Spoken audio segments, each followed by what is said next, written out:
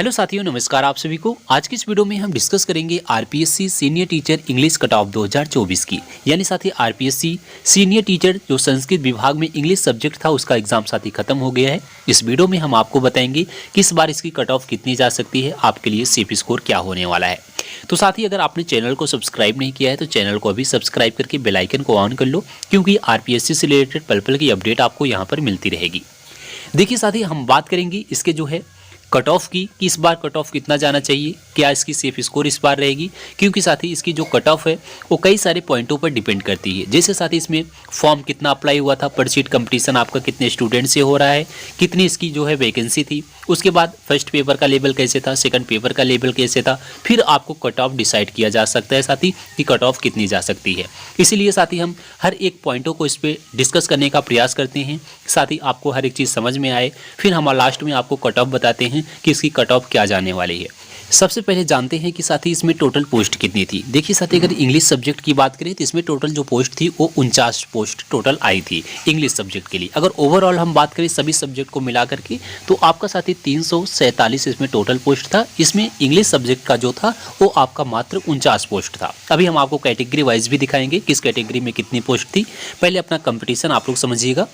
इसमें 49 पोस्ट आई थी साथी। इसके लिए फॉर्म कितना अप्लाई हुआ था, इंग्लिश सब्जेक्ट में साथी जो फॉर्म अप्लाई हुआ था वो 40,939 फॉर्म अप्लाई हुआ था। अगर इसके हिसाब से साथी हम आपका कंपटीशन देखें, कंपटीशन आपका कितने स्टूडेंट से हो रहा है, तो 40,939 को अगर जितनी पोस्ट है उसको डिवाइड कर रहे हैं, आपका कंपटीशन आ रहा है 835 कैंडिडेट का।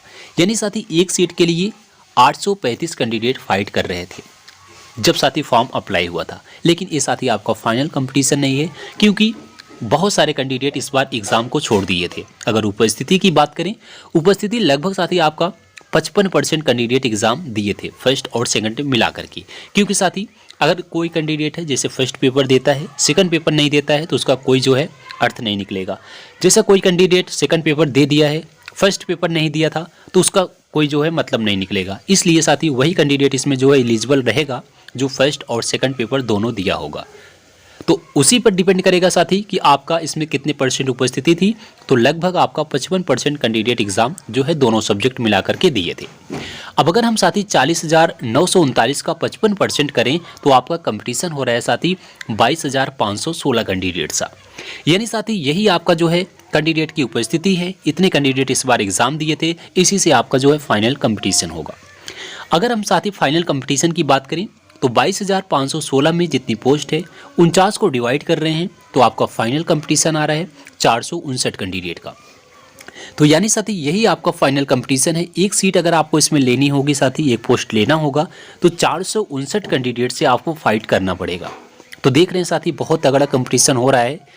पहले अदर सब्जेक्ट देखेंगे, उसमें साथी 1200 का कंपटीशन था। लेकिन साथी इंग्लिश है, जैसे आपका मैथ है, तो इसकी कंपटीशन थोड़ा सा कम हुआ है। इसमें साथी आपका 459 कैंडिडेट का आ रहा है। उस हिसाब से अब देख सकते हैं साथी आपका जो है इसमें मार्क्स कितना आना चाहिए कि आप जो है 459 कैंडिडेट में से एक कैंडिडेट ऐसा हो जो आपको साथी एक पोस्ट मिल पाए। आई होप साथी आपने अपने कंपटीशन को समझा होगा। अब हम बात कर लेते हैं इसके पहले आपकी पोस्ट की, यानी पोस्ट दिखा देते हैं किस कैटेगरी में कितनी इसकी पोस्ट थी। तो देख लीजिएगा साथी, इसमें जो टोटल पोस्ट है आपकी अंग्रेजी की देखेंगे, नॉन टीएसपी एरिया में 46 वैकेंसी थी, और आप टीएसपी एरिया की देखेंगे तो मात्र 3 वैकेंसी थी। तो देखिए साथी इसमें जो 46 वैकेंसी है आपके नॉन टीएसपी एरिया में। जनरल कैटेगरी की बात करते हैं, जनरल में आपका यूआर कैटेगरी में जनरल की जो पोस्ट थी वो आपका 12 पोस्ट था। जनरल फीमेल का देखेंगे तो आपका 4 पोस्ट था।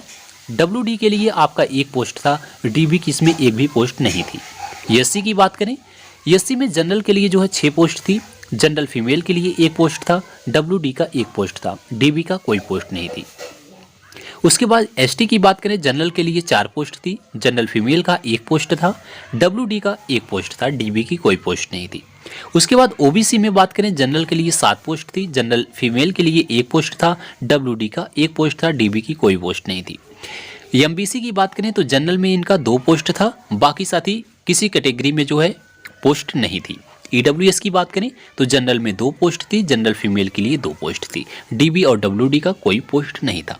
कुल मिलाकर के साथी जो आपकी नॉन टीएसपी एरिया की जो टोटल पोस्ट है वो आपकी 46 है, और टीएसपी एरिया की अगर जो है पोस्ट देखेंगे तो आपकी 3 है, तो दोनों को मिला करके आपका कितना हो गया 49 पोस्ट हो गया। तो यही आपका 49 पदों पर साथी इसमें पोस्ट आई थी। कैटेगरी वाइज हमने आपको पोस्ट दिखा दिया। अब हम इसके आगे बात करते हैं साथी आपके एग्जाम लेवल की। एग्जाम लेवल की अगर हम बात करें साथी तो आप सबको पता होगा इसका जो फर्स्ट पेपर होता है वो आपका साथी जीके का होता है। जीके के इसमें आपके 100 क्वेश्चन पूछे जाते हैं 200 नंबर की, यानी आपका एक क्वेश्चन इसमें 2 नंबर का पूछा जाता है। सेकंड पेपर जो होता है आपका सब्जेक्टिव होता है, यानी इंग्लिश का था, तो इंग्लिश में आपके 150 क्वेश्चन पूछे गए थे 300 मार्क्स के, यानी यहाँ भी आपका एक क्वेश्चन 2 नंबर का होता है। उसके साथ में साथी आपका इसमें नेगेटिव मार्किंग भी होता है, 1/3 का आपका नेगेटिव मार्किंग होता है। टोटल जो आपके साथी कट ऑफ लगती है 500 में आपकी टोटल कट ऑफ बनती है। 200 आपका फर्स्ट पेपर और 300 आपका सेकंड पेपर मिला करके टोटल 500 मार्क्स के आपकी कट ऑफ लगती है। उसके बाद जो आप सभी का बहुत बड़ा डाउट आता है साथी, इसमें 40% की क्राइटेरिया अप्लाई होगा या नहीं होता है। तो आप सबको बता दें साथी, पहले क्या होता था, पहले आपका फर्स्ट पेपर जो होता था जीके का जैसे है उसमें आपको 40% अंक लाना कंपलसरी था। उसके बाद जो आपका सेकंड पेपर होता था फिर उसमें भी आपको 40% अंक लाना कंपलसरी होता था। लेकिन साथी अब ऐसा नहीं है, अब जो है दोनों को मिला करके यानी फर्स्ट और सेकंड पेपर मिला करके आपका मिनिमम 40% अंक आना चाहिए। 40% का मतलब अगर आपका 500 का एग्जाम हो रहा है दोनों को मिला करके तो इसमें से 40% करेंगे तो 200 आएगा, तो 200 मिनिमम आपका मार्क्स आना चाहिए, तब आप साथी इस एग्जाम को क्वालिफाई कर पाएंगे। हालांकि इसकी जो है कट ऑफ इससे ज़्यादा जाती है, 200 से ज़्यादा कट ऑफ लगती है, लेकिन जो मिनिमम क्वालिफाइंग मार्क्स है वो आपका साथी जो है 40% यानी 200 नंबर का होता है। अब हम इसी के अकॉर्डिंग बात करें साथी कि आपका लेवल क्या था, तो अगर आपका बात करें फर्स्ट पेपर की, इसका जो लेवल था साथी वो आपका मॉडरेट से वो टफ लेवल का देखने को मिला था।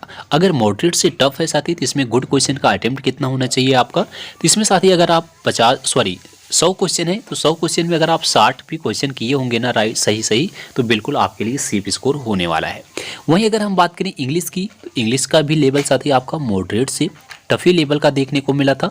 अगर इसमें हम गुड क्वेश्चन अटेम्प्ट की बात करें कितना क्वेश्चन आपको अटेम्प्ट करना चाहिए, तो साथी अगर आप 100 भी क्वेश्चन इसमें सही कर दिए होंगे ना तब भी आपके लिए स्कोर ठीक रहने वाला है। क्योंकि साथी अगर आप फर्स्ट पेपर में 60 से कम कर रहे हैं तो आपको सेकंड पेपर में खींचना होगा, अगर आपका सेकंड पेपर थोड़ा सा वीक है तो आपको फर्स्ट पेपर में खींचना होगा। तो इस तरीके से साथी फर्स्ट पेपर में आपको मिनिमम 60 क्वेश्चन सही कर रहे हैं तो ठीक है, और सेकंड पेपर में आप 100 कर रहे हैं तब आपका ठीक रहने वाला है।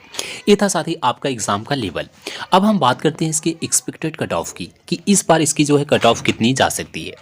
तो देखिए साथी जो भी हम आपको बता रहे हैं आपका सेफ स्कोर बता रहे हैं, कट ऑफ आपको नहीं बता रहे हैं, क्योंकि कट ऑफ अभी डिसाइड करना कोई डिसाइड नहीं कर सकता कट ऑफ कितनी जाएगी, लेकिन आपके लिए सेफ स्कोर बता रहे हैं कैटेगरी वाइज किस कैटेगरी का सेफ स्कोर कितना होना चाहिए। तो देखिए साथी अगर आप जनरल कैटेगरी की हैं तो आपका जो स्कोर है वो आपका साथी 310 से लेकर के 320 के बीच होना चाहिए। तो अगर आपका साथी यूआर कैटेगरी में 310 से 320 के बीच बन रहा है तो बिल्कुल आपके लिए स्कोर ठीक रहेगा। ओबीसी की बात करें साथी, ओबीसी के लिए जो स्कोर है वो आपका 290 से लेकर के आपका 300 के बीच होना चाहिए, यानी मिनिमम आपका जो है 290 तक स्कोर तो होना चाहिए।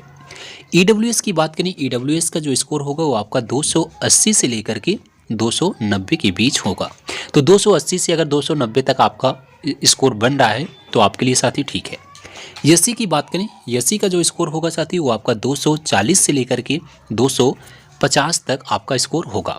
तो 240 अगर आपका मिनिमम भी बन रहा है ना तो आपके लिए स्कोर ठीक रहेगा। एसटी की बात करें, एसटी का जो स्कोर होगा 210 से लेकर के 220 के बीच आपका रहेगा। तो 210 तक अगर आपका एसटी कैटेगरी में बन रहा है तो आपके लिए स्कोर साथी ठीक है।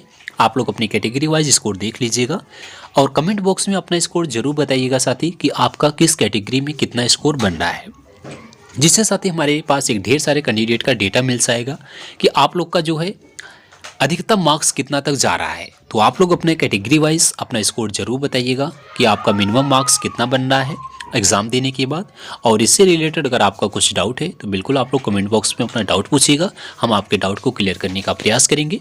और मैं आशा करता हूँ साथी वीडियो आपको अच्छा लगा होगा। वीडियो आपको अच्छा लगा हो तो एक बार वीडियो को लाइक करना, दोस्तों में भी शेयर करना, और इसी तरह से इन्फॉर्मेशन के लिए चैनल को सब्सक्राइब कीजिएगा। मिलेंगे अगली वीडियो में, तब तक के लिए जय हिंद जय भारत।